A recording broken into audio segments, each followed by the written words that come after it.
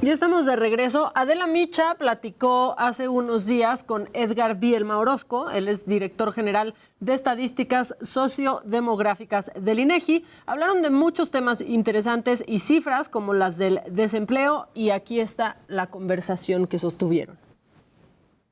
Bueno, pues yo agradezco muchísimo a Edgar Vielma Orozco, director general de Estadísticas Sociodemográficas del INEGI, que atienda esta petición a conversar con nosotros. Edgar, muchas gracias. Adela, es un gusto platicar contigo, de auditorios, en este caso sobre uno de los 3 impactos que tuvo la pandemia, no solamente en la salud, sino también en la parte laboral y de educación. Yo creo que es una gran preocupación, ¿no? Tanto la educación como pues la parte laboral, porque no se han podido recuperar los empleos que se perdieron, Edgar. Es correcto, y por eso es importante la medición de este tipo de instrumentos. Ese tipo de instrumentos lo que permite dar una radiografía, la Encuesta Nacional de Ocupación y Empleo concretamente, son el proyecto o programa estadístico que permite dar cuenta de cómo se dio este fenómeno. Es la primera vez, de hecho, en la historia de México, que en una crisis de esta naturaleza jamás se pierde la producción de información estadística. Sin duda nos afectó también a nosotros las desagregaciones y algunos indicadores que también nosotros producíamos, pero por primera vez tenemos reflejado qué significa que haya una crisis de estas proporciones en el ámbito laboral.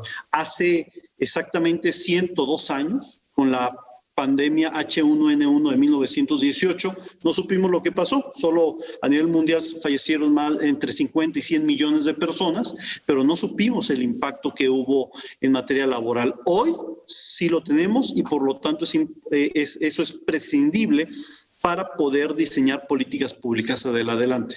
Claro, porque pues en aquel momento no había estas herramientas y estos instrumentos que de pronto se vuelven muy valiosos incluso para las políticas públicas, ¿no?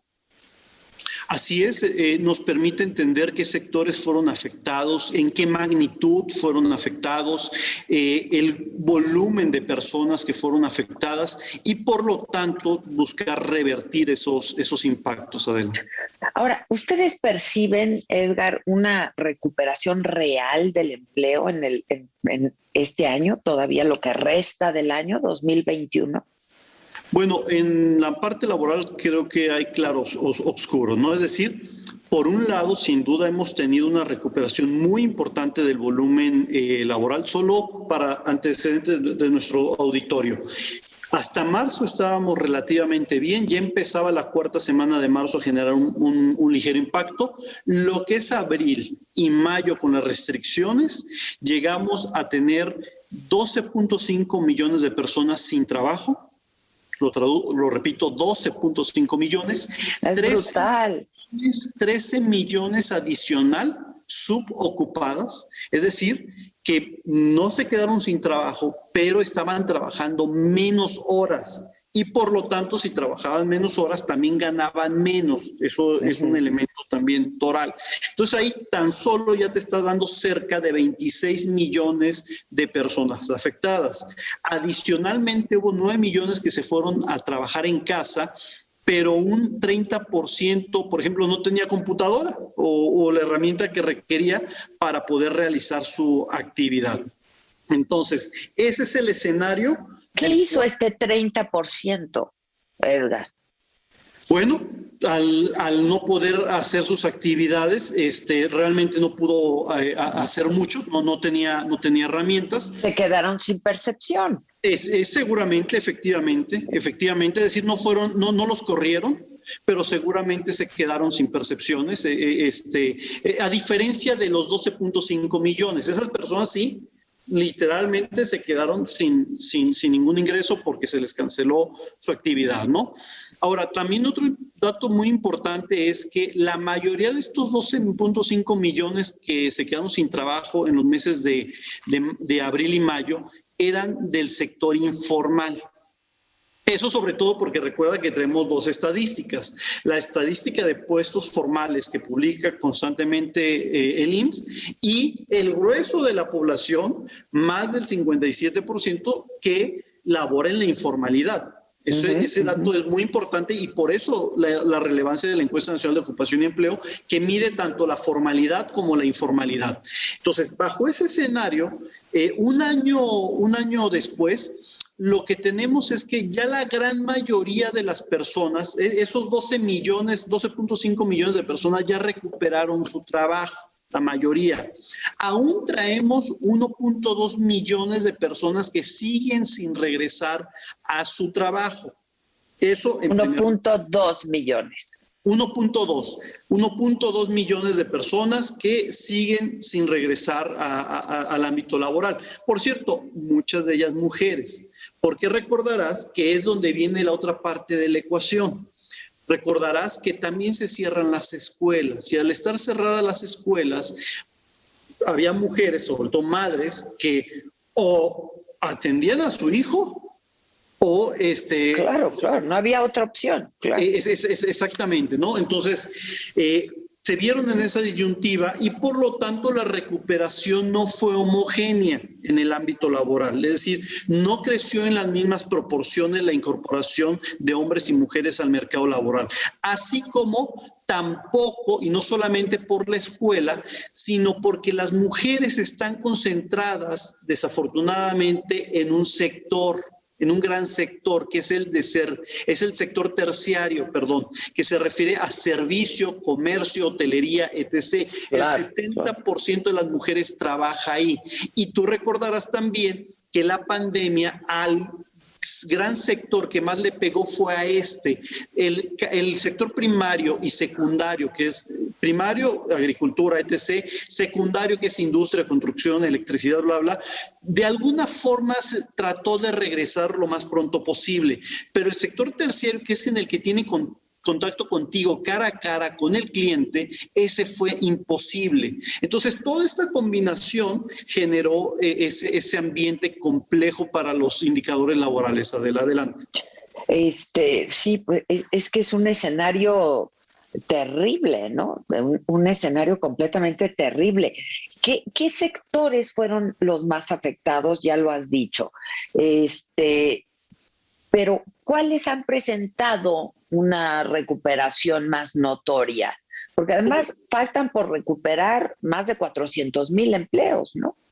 Así es. Como te había comentado, el sector primario fue realmente el que tuvo de las primeras recuperaciones.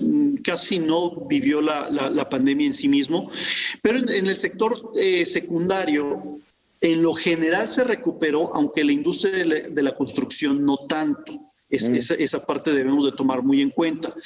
Y por otro lado, en el sector terciario, donde, como te comento, está servicios, hotelería, restaurantes, comercio, etc., sobre todo la parte de servicios, y que haya tenido, como tú y yo, una comunicación, unas plataformas de esta naturaleza, también no hubo tanto impacto. Pero lo que es en hotelería, restaurantes, cines, comercio en general, ese sin duda fue de los mayores impactos, y hay dos entidades que vivieron es justo lo que te iba a decir, más importante, claro, esto. Porque entonces hay estados de la República los que les afectó más porque viven del sector, ¿no? Exactamente, es decir, tú tienes el estado de Nuevo León, que es primordialmente industrial, que por lo tanto esperas un menor impacto a lo que sucedió en estados como Quintana Roo, como Ciudad de México, una parte Jalisco y Baja California Sur.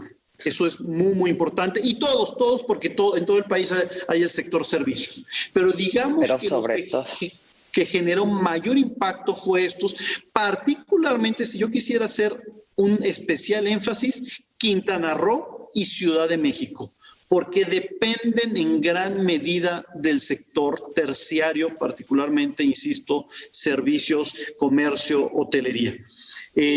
Entonces, de ese tamaño fue el fenómeno, y lo que tú comentas es bien importante y hay que tener cuidado. Están los desocupados, es decir, aquellas personas, esos 400,000 personas que ya regresaron a buscar trabajo, pero no han encontrado y por lo tanto están desempleadas. Pero lo que te comento es que también hay otro indicador muy importante, que es la población económicamente activa, que jamás se le había prestado atención, ni siquiera en 2008, 2009, con la crisis, tú recordarás, inmobiliaria a nivel mundial y que detonó de manera espantosa en varias partes del planeta, en las economías de los países. Ni siquiera en ese momento se vio tan trastocada la población económicamente activa. ¿Qué significa eso? Aquellas personas que están que sí tienen al menos la intención de buscar trabajo o que están buscando trabajo. En esta ocasión, por el cierre de los negocios y las restricciones, aunque tú quisieras trabajar, no podías. Por lo tanto, en muchas ocasiones solo volteábamos a ver la población desocupada, pero ahora era la desocupada más la población no económicamente activa. En este caso, insisto, de la no económicamente activa, todavía tenemos 1.200.000 más estos 400.000. Entonces, súmala y es más grande el fenómeno realmente que de los 400.000 que están buscando trabajo. Te digo, hay que tomar en cuenta también a estos otros, o a estas otras principalmente, porque no es que no quieran trabajar, es que hay algo que se los está impidiendo. Impidiendo, claro. Oye, Edgar, pues, hemos hablado y lo hemos hecho en este espacio también mucho de las nenis, estas mujeres que se dedican a vender sus productos a través de el internet. Y yo creo que esto pues ha crecido mucho también, ¿no? ¿Tienen información de esto? Por supuesto, y me da muchísimo gusto que lo hayas mencionado eso. No mucha gente lo tiene en el radar este concepto. Y afortunadamente, con el Censo de Población y Vivienda, con la nueva metodología que se implementó en el año 2020, se pudo cuantificar eso. Y eso me hace muy feliz poderte dar una respuesta. Resulta que el Censo de Población y Vivienda dio cuenta de algo muy importante. La población que participa económicamente en el mercado laboral de antemano trae un desequilibrio muy fuerte. 70% varones que están insertos en el 30%. Laboral, pero entonces ya tenemos dos cifras respecto al ámbito laboral de las mujeres. Una, bajo la anterior metodología, que se ubica alrededor del 41% de mujeres que te responden sí, estoy trabajando, a la primera pregunta que se les hace, pero que hay un grupo de mujeres de alrededor del 8%, casi hace que se eleve de 41 a 50%, afortunadamente, la tasa de participación de la mujer bajo esta nueva metodología. Pero ¿qué significa a su vez este hallazgo? Y hay mujeres que por su condición de hacer una actividad que no tiene horario, que no tiene un ingreso continuo, ni un contrato, etc., pero que sí realizan actividades para tratar de llevar ingreso adicional a sus hogares, pero que ellas en un momento dado no se consideran que eso sea trabajo. Es muy importante.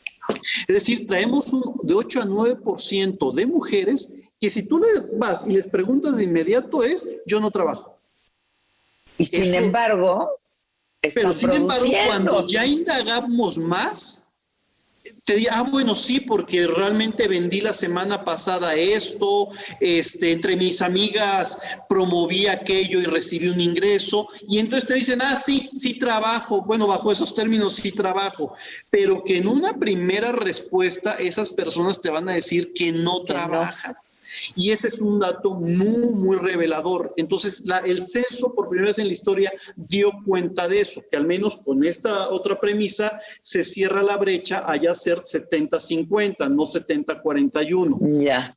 Aún así, te digo, todavía quedan 20 porcentuales de mujeres que en países, sobre todo desarrollados, sí están insertadas en el mercado laboral. Adelante, Adel. Sí, como debiera ser, la verdad, como debiera ser, pero estas mujeres han encontrado en estas plataformas, ¿no?, una manera de producir y de generar. Así es, así es. Y eso, Sí. eso es bien interesante. Y yo creo que la tecnología sin duda va a revolucionar mucho de esa parte, sobre todo para aquellas personas que por el carácter o condición tanto educativa, de tiempo, tenemos una encuesta sobre uso del tiempo muy importante, hoy en un foro internacional lo referíamos eso, porque da cuenta mucho de aquello que no le llegamos a llamar trabajo, pero que es trabajo, nada más no es remunerado, y del cual las mujeres participan de manera muy importante, sobre todo en las actividades domésticas. Y si tú le agregas que realmente es una persona que está trabajando, aunque no de manera remunerada, en su hogar, que también, y ya vimos la importancia de la participación de la mujer, inclusive en el apoyo a la educación de sus hijos, y que además está realizando actividades de esta naturaleza en la cual recibe un ingreso, pues llega un momento en que están en tres pistas, como los circos. Exacto, ¿no? Dando función a 3 pistas. Sí. Yo siempre lo he dicho. Sí, y que los indicadores tradicionales no dan cuenta de eso, y por eso destacamos esta encuesta nacional de uso del tiempo, porque nos permite visibilizar el trabajo de la mujer en esa tercera pista que muchas veces no nos damos cuenta. Adelante. Oye, Edgar, tú hablabas en un principio de cómo pues estábamos en una crisis sanitaria sin duda que había afectado a la crisis y que generó una crisis laboral y de educación. ¿Qué datos tienen de esto, Edgar? Bueno, ese trabajo lo hemos venido haciendo en un análisis conjunto con la Secretaría de Educación Pública. Ya la misma Secretaría de Educación Pública, tan solo con sus registros administrativos, habla de más de 1 millón de jóvenes que no los tienen registrados en esta continuidad. Entonces ya estás hablando de un volumen de esta naturaleza. Pero nosotros también medimos a la población que por alguna razón tampoco dio continuidad, aunque ya no lo ves como tal en el registro administrativo. Claro. Es decir, yo quería incorporarme al sistema educativo, pero por las condiciones de la pandemia ya no fue posible. Pero tan solo el dato de 1 millón que ya la misma Secretaría de Educación Pública te está refiriendo, te habla un poco del tamaño de la problemática que hemos estado viviendo. Si le agregas, que por cierto también la próxima semana ya damos cuenta de ya el volumen final de fallecidos en 2020, con ya algunos preliminares que hemos venido trabajando en coordinación con la Secretaría de Salud del Instituto Nacional de Salud Pública y el RENAPO, el Registro Nacional de Población. Pues de pronto ya tenemos más de 450 o alrededor de 450,000 personas, digo alrededor porque daremos la cifra definitiva la próxima semana, que se le llama en exceso de mortalidad, es decir, hay un grupo de muertes que tú no tenías contemplada y que se está presentando por diversas causas, y que además debemos de tener mucho cuidado en querer decir que esta no y esta sí, la acepto, porque en el caso de la pandemia le pegó a los que casualmente padecen enfermedades al corazón, diabetes, entre otros, y que se pudieran difuminar algunas de esas muertes por la pandemia en ese tipo de grupos poblacionales. Entonces hay que tener mucho cuidado. Lo único que sí referimos es, ya tenemos más de 400,000 muertes, más de 450,000 muertes tan solo del año del año pasado, y parte de lo que fue... Las referencias del año anterior, ¿no? Exactamente. Las referencias del año anterior. Exactamente. Y también, por cierto, en el mes de agosto, que ya lo tenemos a la puerta, también daremos una cifra adelantada de lo que fue el primer trimestre de 2021. Esto con la finalidad de que vayamos dimensionando de qué tamaño es el fenómeno que... ¿Nos puedes adelantar algo de esta encuesta, algún preliminar, Edgar? No, esa encuesta es un registro administrativo. Un registro, certificados como tal de defunción. De defunción, claro. Que tenemos en el país, y eso es precisamente lo que te comento, ya con un estudio que tenemos de exceso de mortalidad, de lo que permitimos ir viendo el tamaño de la problemática, y en un año de referencia que ha generado más de 400,000 muertes, Adel. Te preguntaba yo, Edgar, sobre esta encuesta LGBT+, para la segunda mitad del año la tiene, ¿no? Sí, exactamente. De hecho, ya estamos a unas semanas de recolectar la información. Va a durar del mes de agosto hasta la primera quincena de enero. Es un periodo muy amplio en el que vamos a recorrer más de 50,000 viviendas a lo largo del territorio nacional. Es decir, es una encuesta muy grande para además tener indicadores a nivel subnacional. Es un fenómeno que tú no debes de medir solo dar un dato nacional. Eso es una parte fundamental. Porque lo que nos ha dado cuenta las encuestas es de que en un país tan heterogéneo, y ya lo veíamos con la encuesta de discriminación que realizamos junto con el CONAPRED, la Comisión Nacional de Derechos Humanos, y que, por cierto, ahora hemos venido también trabajando con ellos y ellas, vemos que la discriminación tan solo esa, del sur al norte, es muy variada. Es un espectro muy importante de diversidad que hay en nuestro país, tan solo en esa temática. Por lo tanto, hacer una encuesta solo para dar un dato nacional no era lo más correcto. También por eso tuvimos que trabajar y prepararnos. Pudimos haberlo resuelto con una encuesta muy pequeñita, pero la intención del INEGI era dar cuenta de un estudio a profundidad de esta temática. ¿Entidad por entidad? Entidad por entidad federativa, exactamente, de tal forma que veamos cómo lo vive la población de Oaxaca, cómo lo vive la población de Tamaulipas, de Baja California o la de Quintana Roo. Es decir, en este mosaico de diversidad, cómo cada región, cada cultura está viviendo este fenómeno. Ya estamos preparados, dimos un poquito del contexto en días pasados en un evento junto con la Secretaría de Gobernación, pero la intención es que en este semestre estemos levantando la información y a finales del primer semestre 2022 estemos por primera vez en la historia de la estadística de México dando resultados y cuenta de eso. Y es una encuesta muy bonita porque además aborda desde los inicios del crecimiento y desarrollo humano de las personas hasta pasando por sus decisiones respecto a sus identidades de género y preferencias sexuales y terminando con la interacción con la sociedad. Es decir, no es una encuesta por encimita, es una encuesta con una verdadera profundidad. Todo va a ser realizado con plataformas electrónicas, es decir, con dispositivos móviles, pero además en el cual para las preguntas sensibles ni siquiera yo le voy a hacer la pregunta verbalmente. Se le da unos audífonos para que la persona en un ambiente privado, sin que tenga temor de, es que me está escuchando mi papá o mi mamá o mi vecina, en un ambiente muy privado, esa persona pueda escuchar y responder sin que nosotros, por cierto, sepamos qué respondió la persona. Es lo que yo te iba a decir, claro, con toda la libertad, ni siquiera Exactamente. Por eso también invitamos a la población que si sus viviendas son seleccionadas, tengan toda la confianza, primero, que por ley la información es confidencial.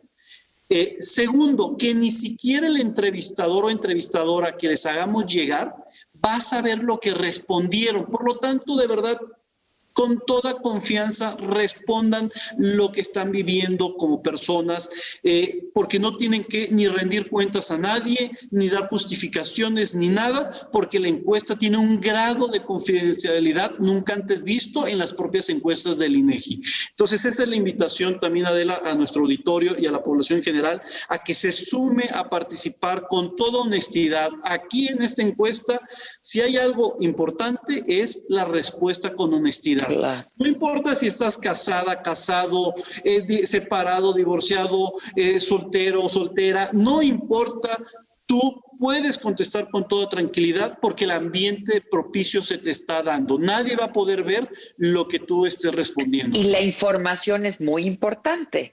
Así es.